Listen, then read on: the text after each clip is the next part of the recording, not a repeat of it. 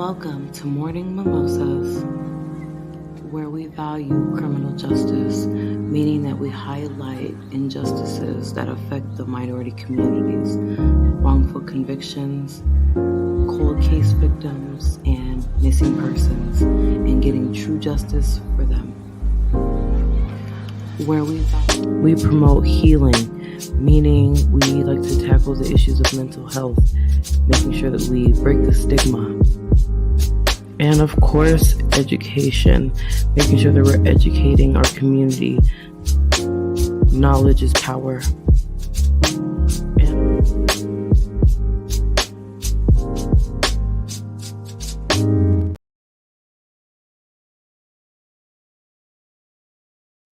Good morning, afternoon, evening, wherever you currently are. My name is Holly Sisa. I am the founder of Morning Mimosas, as you guys should know.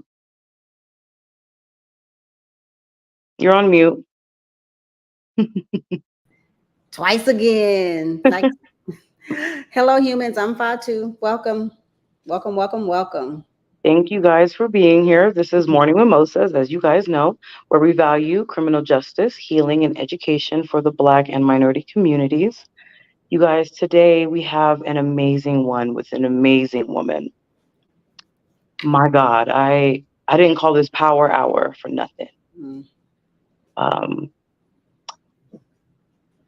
I'm just me and Miss Fatu, we've been talking about this for quite some time, and we are so grateful that we finally got her on Morning Mimosas today. So let's get into the Power Hour with Mrs. Vawar.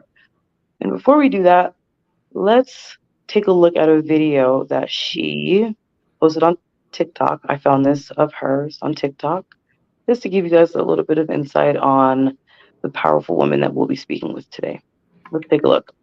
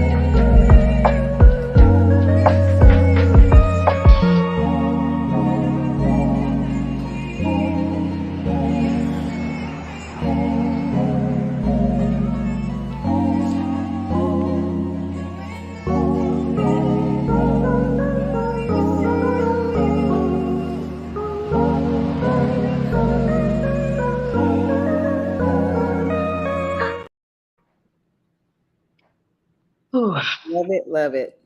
So before we welcome Miss Vawar, let's give her a Morning Mimosas welcome first.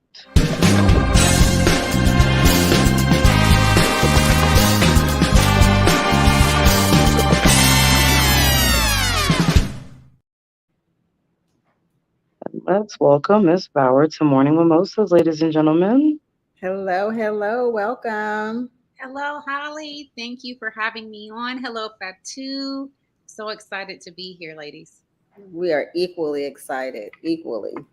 Yes, ma'am.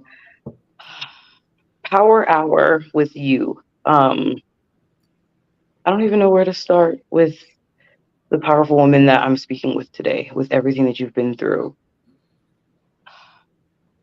Where do we start with you, Miss Vawar? Where do we start? Well, I would just say, first of all, we start with the issue that affects our communities disproportionately. Okay. And so when we're talking about what my experience was, I used to think it was just something I went through and it was terrible and unfortunate, which it was. But it wasn't until recent years that I realized that our communities are disproportionately affected, and that although it's human trafficking now, trafficking for us began even longer and a long, long, long time ago. When Mhm. you're talking about the transatlantic, so-called transatlantic slave trade, you're talking about trafficking. You're talking about people being forced, um, and in that case, it was for labor as well Mhm. as pleasure of Mhm. those who stole us. And so we have to have that understanding. Um, I can jump into a lot of statistics and I'll give you some because it's very critical to understand how this is really happening, as opposed to a lot of the myths and the preconceived notions. Human trafficking is such a hot button issue right now, but that's just what it's being called now. It has existed for centuries and even millennia. Okay. And so, as it's happening in modern times, when you look at the United States, okay, there's 57.5, and this is according to the FBI statistics. We're talking about 57.5 of all juvenile prostitution cases that have been prosecuted um, are Black people, primarily women. Okay. And so, this is teenagers, children, primarily girls, but not only girls. When you're looking at about 40% of the statistics, 40% of Black women, excuse me, that are reported cases in the US, 40% now are Black women. Okay, this is documented through the FBI. And so I feel that that is a great starting place because we are going to need protection at a level that far exceeds other races. And that is not just unique to the United States. That's the entire African diaspora. I was Mhm. at luncheon the other day, and a lady by the name of Bianca Davis, who is the CEO of one of the largest anti-human trafficking organizations in the Dallas-Fort Worth area, and they've been in existence about 30 years. Well, rescuing women and providing services um, for these women to start their lives over. And she was talking about a report that she read where it was an actual trafficker who was a Black man. And they asked him, "Why do you always choose Black women?" He said, "Well, I hate to say it, but I'm not going to get as big of a jail sentence." And so this is documented. This is an interview, a court interview. This is documented proof. It's just the reality. And so, as unfortunate as that is, it is a reality. Our lives are not valued at the same level as other people. And when we Mhm. get taken, per se, when we get trafficked, per se, we're shipped out all over the world. And Mhm. so, another fact that has to be understood are who are the buyers? Who are the buyers? The US drives this particular criminal economy. And Mhm. you're looking at an average of 45-year-old white male who is going to be uh, making most of these purchases. And Mhm. so there's an entire industry, where people are, it's sex tourism, okay, where people are going all over the world. And it's not only white men, but they drive the force and have Mhm. been driving the force for quite some time. And Right. so let's start with that, right? And so when you look at this issue and you look at what happened to me, just realize it's not just me, but this is um, our people, and all cases do not get the attention that are deserved. And Mhm. so, and that goes even in other arenas and missing persons, you name it. If it has, if we're the victim, it goes unnoticed, largely unnoticed, unless there's some heavy campaigning that Right. the communities and the families Mhm. have to push. And so, like me, no one knew about what happened to me. Very few people knew that until I finally wrote a book, And so there was no one looking for me. I was not on a milk carton. Okay. And I was equally missing, but I was not on a milk carton. And so this means that we need to be responsible to educate ourselves and to equip and protect ourselves. And so we'll start right there. Mhm.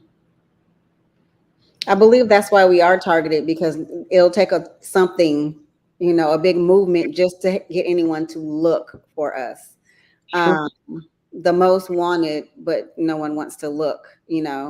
And depending on your family dynamic, which most of ours are trauma bonded together, no Yeah. one is going to look for you, especially if you're of an age to be an adult. Maybe a younger age when you may not be reported until someone comes looking for you. When someone notices, a different family member notices you haven't been around in a while, like what's going on, Right. then that's why some of these cases that we've talked about, the child has gone missing and been missing for a couple years and nobody noticed until it's time to go to school or something like that. Right. And so the whole perspective is skewed. We're disposable. And Yes. until that changes, it'll continue. And because we are so profitable, that's why no one put a stop to it, and it just changes the name. Like when a bad business files bankruptcy and then changes the name and rebrands, it's still the same shitty thing, shitty Right. machine. So and that's all that's happening. Right. Right. And those who go missing is a percentage. It's only a percentage of those who are victimized. And so it's really important to understand that there's different types of trafficking. Yeah. Okay. And so Mm-hmm. all trafficking does not require the person to go across state lines. Right. They have the Mm-hmm. right to their own homes. Yes. Mm-hmm. So I was looking at the questions because remember when we were talking briefly in the group, Mm-hmm. I was looking at the questions, and one of the questions, and this is a question that I get all the time, but what about stranger danger? How do we equip, Right. our loved ones to understand, and our children especially to understand Mm-hmm. stranger danger? Well, the problem with stranger danger is there's something called familial trafficking, and so Mm-hmm. that Right. family members are the ones doing the trafficking. And so it shifts to, rather than just telling them about strangers, which you need to do, and it needs to be age appropriate, but you Right. also have to have conversations with them, such as what is appropriate and inappropriate for Mm-hmm. someone to ask me to do something, what's appropriate and what's not appropriate. I do a lot of trainings. And in some of these trainings and consulting with other anti human trafficking organizations, I created an acronym, and it's called STOP.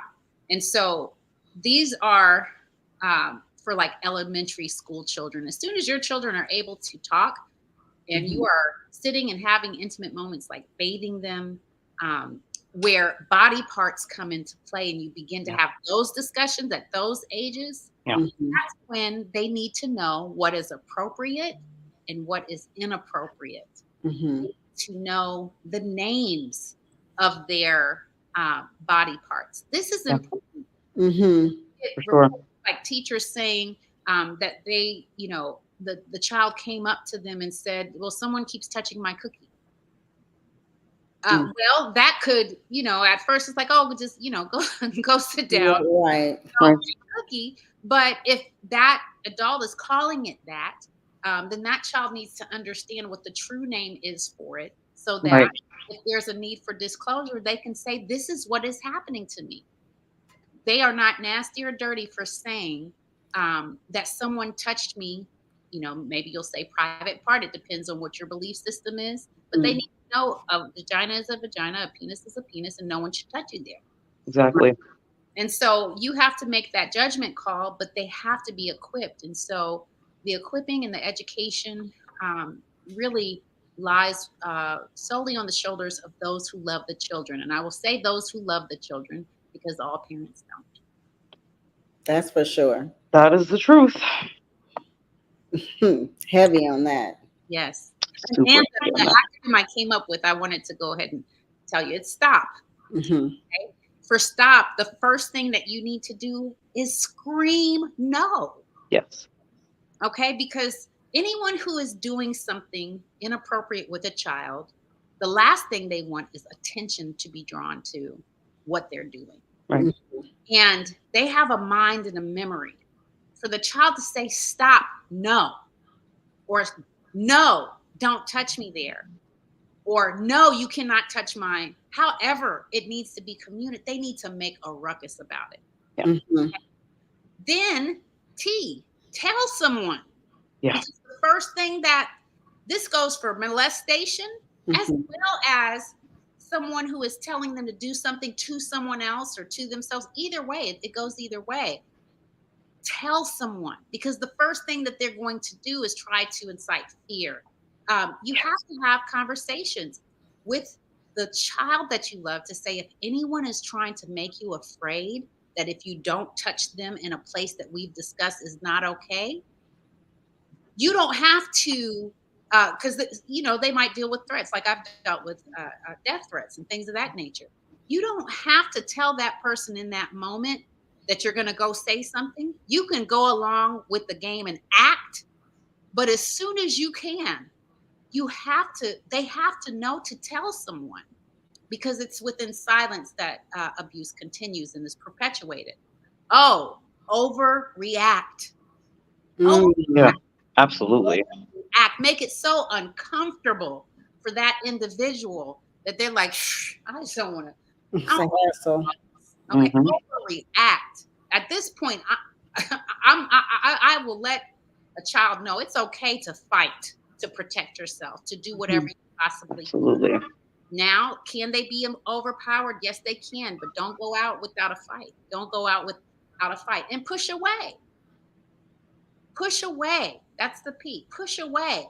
Everything about that child's voice and body language should say nothing about what you're doing or trying to have me do to someone else is okay. That's only going to go to the case where they are not being brutalized in the process, because that happens as well. And so Mhm. the only thing we can do for the children we love is give them the tools that would put them in the best case scenario, if at all possible. It doesn't stop, but it can minimize and make it extremely difficult for someone to go on or continue on Mhm. harming them. Absolutely love that. Me too. Stop. Mhm. Yeah. I wish. It's so sad that it even comes to having to do that, but it's so important. That's so genius. I love it. Yeah. Yeah. It's sad when I think about it, that Mhm. but you have to equip them and prepare them for Mhm. absolute most uncomfortable situations, as well. Like, I wish I was prepared. I mean, prior to me being trafficked at 16, I was molested at the age of 7. Okay. I wish I had have known that it was not okay for my brother's Mhm. to ask me to show him my private area. I wish I would have known that there was something I could have done. But an innocent child literally looks up to someone older than them as someone who is telling them something that they need to do. And so you don't want to appear like you're not cooperating, and you don't want to hurt someone's feelings. Children are innocent. They just want to make Mhm. it okay. That you're going to possibly do the things you're being asked to do, because you're thinking, but I know this person. This person is my brother's best friend. This person is my uncle. This person is my aunt. Of course, I love them, Mhm. that. And you're a child and you love someone, you're going to want to do, you're going to want to please. And this is, how a lot of these situations take place. But there's so many nuances to this topic. It's interesting that you brought that up,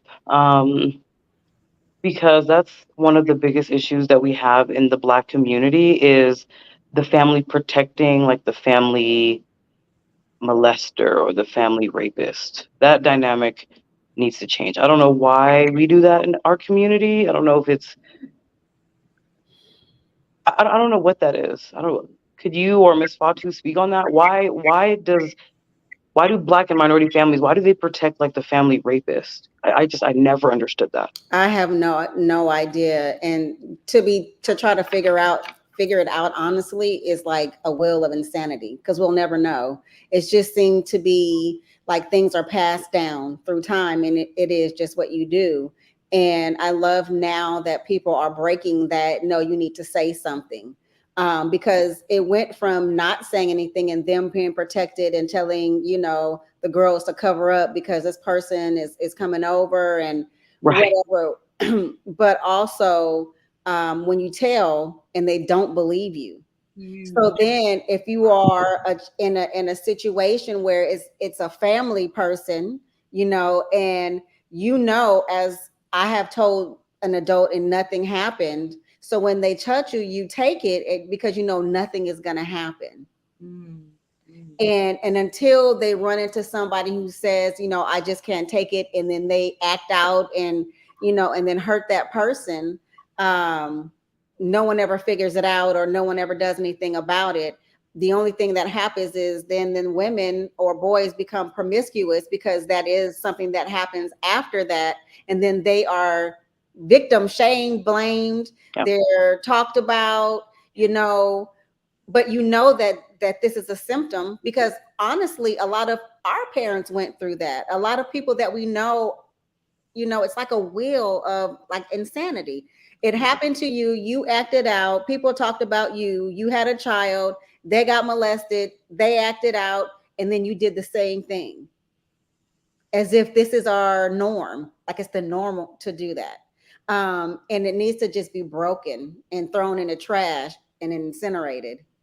Right, right. And unfortunately, I mean, it does happen quite a bit within our communities. And I've talked with other individuals where they have been trafficked by family or even just molested by family. And I say just, I do not mean just, I do not minimize being molested. But this is happening in many families because of who that person is perceived to be.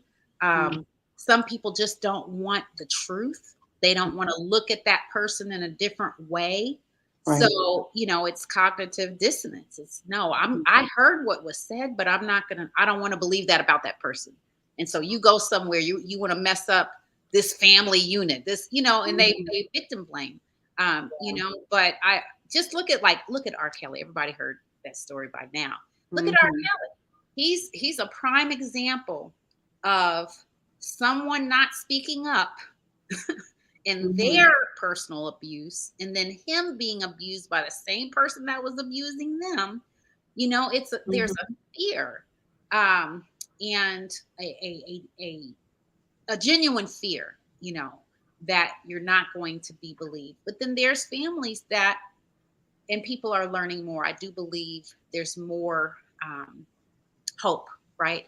But people are learning to speak up for themselves, but there's a great risk. You don't want to be that person to have to bring it up. However, that individual has a sickness and a problem and will continue to harm. And many times that one child or that one individual is not the only one they've harmed. And they have to be stopped. It has to be, even if it's happened to them before, they are now perpetrators. And so equally responsible for their actions. And so yeah, we have to do more to be bold and brave, even if they disclose it to us. Say, for instance, someone tells you in the family, hey, this child came to me and said this, that, and the other. If you keep that to yourself, I mean, you are partnering with the abuser. Yeah, you're the same. How does the child get the help? Or how does the individual get the help? Some of the abuses go on for years and years and years. I'm talking about molestations. I'm talking about human trafficking within families, go on for years and years and years, unchecked or barely checked. Right. and that's why these things are being perpetrated. Mm-hmm. It's part of it. It's a huge beast. There are many facets to it, but yeah, the familial I can't even say the word right, y'all. The family trafficking is, to me, one of the most grievous. It's grievous that a stranger would do something, but it's just real sick. It's doubled down. Whole Mm-hmm. family, could be your mom, could be your dad, could be your cousin, whatever, but your own blood would do that to you. Yeah. Yeah. I believe social media, of course, it has its good and its bad times, but I believe that's the reason why people are also making the change, because people are being brave enough to speak about it. And then, then you inspire someone else to speak up within the family unit and maybe go to authorities, but then also then speak up about it. And then other people in the family realized it wasn't just me, it's everyone else. And so then you start getting those wheels turning, and now it's like a whole movement of let's stop this, Right. please. Yes. And you said something that piqued my interest. You said, go to the authorities. What do you do when the authorities are perpetrating the crime? Right. Ooh, I'm so glad you said that. I'm so glad she said that too. Firm believer that sometimes, and a lot of the times, and it has been proven lately with some of the stuff that comes out in the news, that that's the ringleader. So you're Yep. going to tell the ringleader, and they're saying, "Yep, got another one." Yeah, You it's Ooh. can't sit on to something else because you're used to it. there are networks of power uh, Mm-hmm. and structures in various industries. Mm-hmm. I'm going to be very vague, But I get what you're putting down. that are responsible Mm-hmm. Mm-hmm. to the point when so let's look at this, and let's turn this around a little bit, to the point that when there are wars, when there are natural disasters and children are orphaned, they are being trafficked in mass. Mm-hmm. Because after the news cameras go away and you see all of the destruction, there are networks Mm-hmm. who are collecting those children, Look what collecting. just happened when Trump was in office. Oh, it's That was completely done by design. Completely by design. this thing gets Executed. it Yeah. gets deep. There's so many different ways. How else can it be a $150 billion criminal industry? Mm-hmm. Billion, 150 Billion. billion globally. How else? Mm-hmm. How That's why it'll never shut down. It's lucrative to the greedy and evil. It's like the drug trade. The drug trade, is horrific as it is. You mean governments around the world just can't shut that thing down? Right. I just want us to think a little deeper. That's all. I Of want us to course. think a little deeper. I've got sources and research, and the more I research, the scarier it gets. Mm-hmm. The scarier it gets. And so we owe it to our families. It doesn't make it hopeless.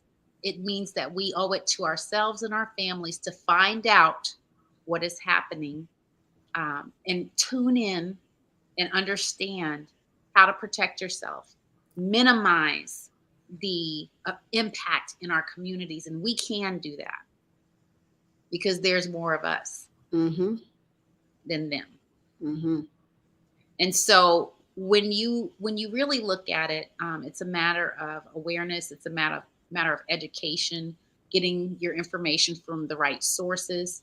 There's a source that I love, and many advocates rely on, and it's the Polaris Project. They do a trafficking in persons report or tip report, and it lets you know in your state and in your city, or even in your country, where the numbers are. Okay, what particular areas are being hit? Kind of gives you more understanding on what human trafficking is. Okay, from labor trafficking, which that is the overall arching modern day slavery, it's called, and there's so many debates on whether or not they should call it that. But the umbrella of human trafficking, You have sex trafficking, which is about 70% of those offenses. And so, and then there's, adult labor, then child labor, and all of these different other nuanced areas. But the TIP report is a really good report to understand how your area is being impacted. I don't care if you're in uh, um, uh, Bumblefart, Tennessee, uh, or if you are in, a major metropolitan area. Mm-hmm. Because some people think that can't possibly happen around here. You better believe that it is. You better believe that it is. It's actually Anywhere. to go to a remote place where people are not frequenting to do this business than it is being, right under our noses, which is under our noses as well. Dispel the myth also that this is just, poor people. Trafficking has a range, just like vehicles have a range because people are considered products in this industry, right? Yeah. People have fetishes and they want a certain type, Mm-hmm. and that and the other. Very sick how it goes, but Mm-hmm. you can buy a hoopty. I'm just saying, you can buy a hoopty or you can buy Mm-hmm. a Rolls Royce. Mm-hmm. And so, just because she's walking around in all the brands does not mean that she is not equally, or he is Mm-hmm. not equally being harmed. Mm-hmm. Just because you see them at a political dinner, just because you see them involved, in some other noble thing, does not mean that they were not bought. And so we need to really broaden our minds and understand what is really happening, what is really going on. And it's massive, but there's more to know. There's more to know than what's Mm-hmm. commonly being spoken on. Yeah. By design, keep us in the dark so it can continue Hmm. quietly. Hmm. Yeah. So, Miss Bauer, so whoever is joining Morning Mimosas, thank you for joining us at this time. We are speaking with Miss Bauer during this Power Hour, and we are learning a lot. Miss Bauer, I want you to specifically talk to the younger children, because obviously we have to start with the children Hmm. so we can help prevent anything for when they become adults. What would you say to a young girl or young boy that went through what you went through?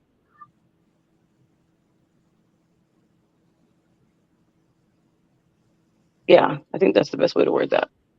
How would you get them through what you went through, especially being so young? You were 16, Hmm. so First of all, um, I'm sorry that this happened to you, but you are not whatever they may have said that was negative about who you are. You're not damaged.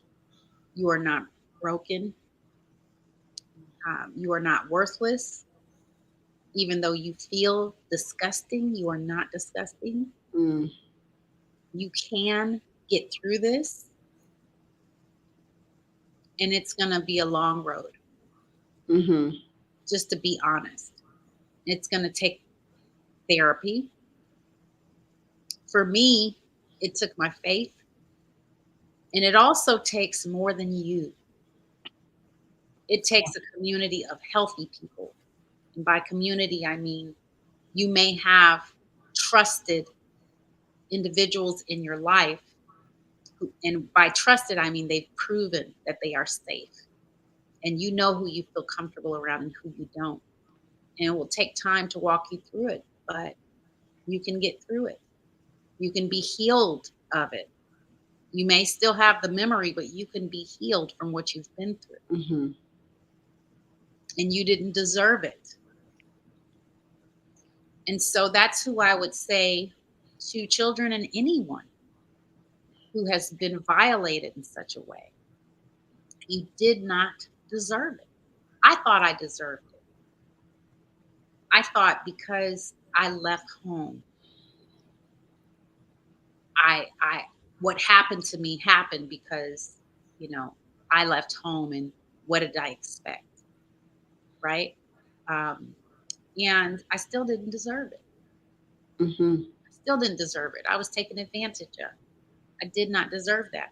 And so there's that aspect. And I also want to talk to the young people who um, also like myself, because this was also true, even though I was being victimized at the time. The women who were out there making it look like it was okay to be, because we have a hypersexualized culture. Let's talk about that. Mm-hmm.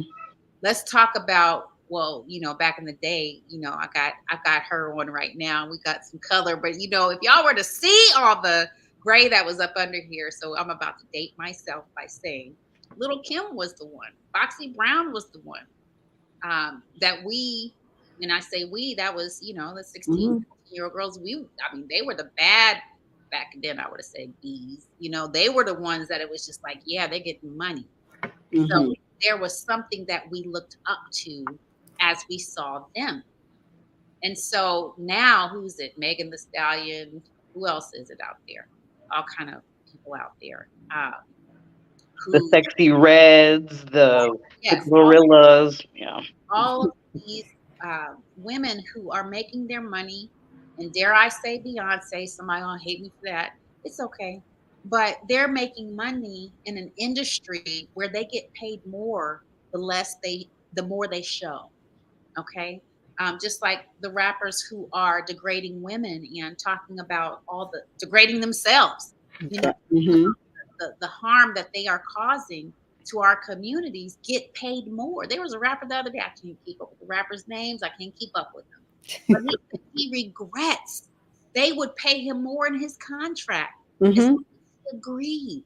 So there's, when we're talking about people in power, it's not the people we're seeing. Okay, we could be like, I can't believe she did that. They signed a contract. They have to. Mm-hmm. Mm-hmm. Okay, they themselves are in bondage. That's Right. another thing. That's a whole. I'm It telling just the wheel keeps spinning, you, Will keeps. keep moving forward, and yeah. Who owns these record labels? Mm-hmm. Who owns this image of the black woman that she should be objectified to the degree that she is? I'm Mm-hmm. not saying other women are not objectified, because they are, but Yeah. to the degree that we are. Yeah. This is where that worthlessness, that we are only worth certain things. And so there are plenty. I got nieces. I've got my own nieces who dress like these ladies, who feel that that's something to be, that somehow that's women's empowerment. We have to be careful, because what does it do? It feeds the voracious and insatiable, lustful desires of people willing to pay any price to get their fantasy Mm-hmm. fulfilled. We have to understand that this is not empowerment for our community. It's not. And it's a tough topic, because people say, well, it's my body. I could do what I want. Yeah, you can. Sure. Yep. But we just need to have some responsibility with what Mm-hmm. is doing to us collectively. At some Mm-hmm. point, we got to rise up. At some point.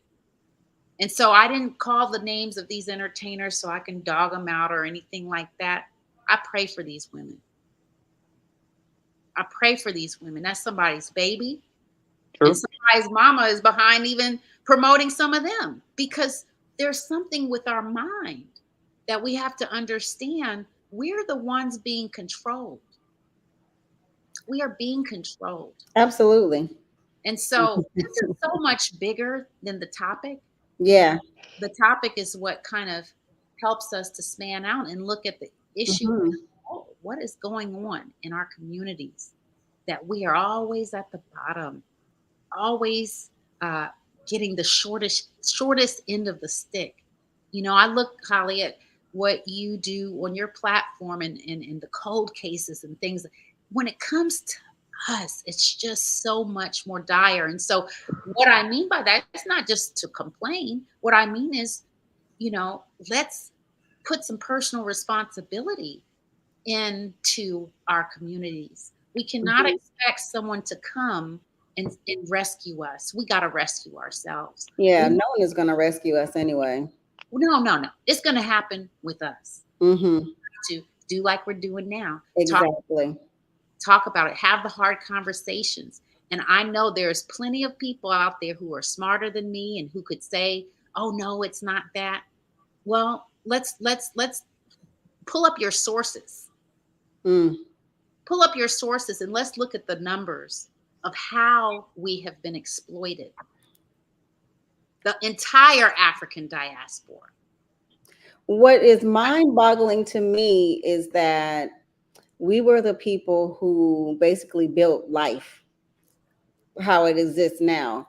How do we not know that we can rise above all everything else and Yeah. collectively be better than we are? I don't understand where that's missing. And I know some of it is programmed and some of it is taught, and it has just been shifted and bent and meshed into something that is just, it seems unattainable. But we absolutely can rise above it. But it's hard when you have this group of people who really want to make that change, but then it's almost double the people who don't, who are still in the dark, and they are just not listening and not getting it. And it takes something happening either to you personally or someone that you love and respect for you to even wake up and see that this is a bigger issue than something that you just push to the side because you don't know anything about it. You should always know something about it, always, no matter what, because it still affects you. You know somebody that knows somebody, and it could be you tomorrow. Fatu, you hit the nail on the head, but can I bring some encouragement to the situation? We're doing it Hmm. right now. Hmm. Right now. So there's the power of one. Okay, Hmm. one person can make a huge difference. There's too many cases where one person rose up, went against the grain, and was able to then have a domino effect Hmm. and encourage others to get behind a movement. And so I do believe that it begins with these conversations and these uh, changes and things that we decide to commit ourselves to in our lives. If you have children and nieces and nephews, anyone who's willing to listen, then you have a circle of influence that you can impact, not by beating them over the head with it, but just by having a conversation like we're having right now, and then being exposed because someone's going to be watching this. Someone is watching right now and they're saying, wow, what can I do? What is the call to action? Open up your mouth. If you're not a speaker, then find um, a podcast like this one and share it. Okay, that is a step in the right direction in your own families with your own children. And the younger you start, the easier it is. It's possible that you can have some children and nieces and nephews who don't want to have hear what you have to say, but somebody will listen. Someone is going to listen to what you're saying. Someone is going to take seriously what you're saying because you're influencing them. You have been the person to speak into their life. And so speak on this topic. Educate yourself.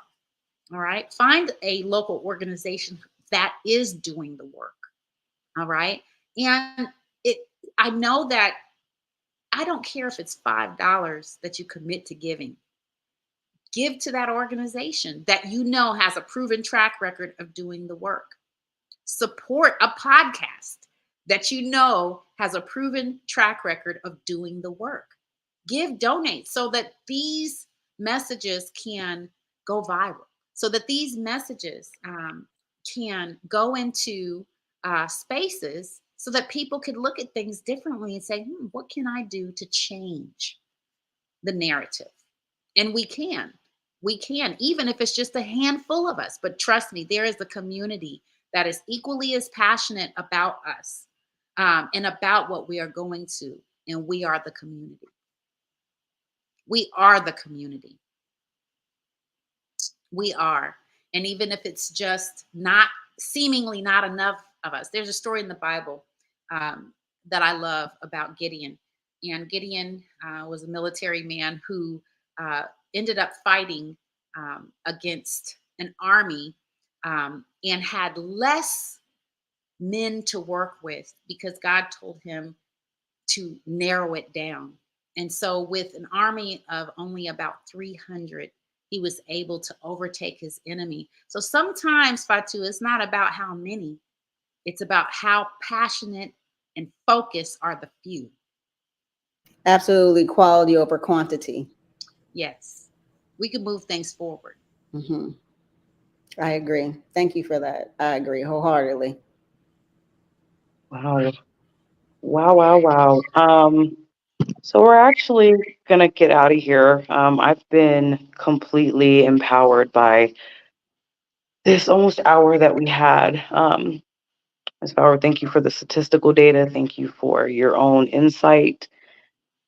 Thank you, thank you, thank you. Do you have any last words for the Morning Mimosa viewers, or even new people that may watch this, that may become Morning Mimosa viewers, or just the community? Yes, yes. If anyone is interested in learning about my personal story, I did write a book called 1000 Elsewhere, A True Survivor Story. It details how I was trafficked in the early 90s, and I was initiated into that lifestyle by a Hall of Fame music producer and his entourage. And unfortunately, for about 6 years of my life, I experienced trafficking at its worst. And that book is available on Amazon. You can also go to my website, www.keeya, Keeya, Vawar, V as in Victor, AWAR.com.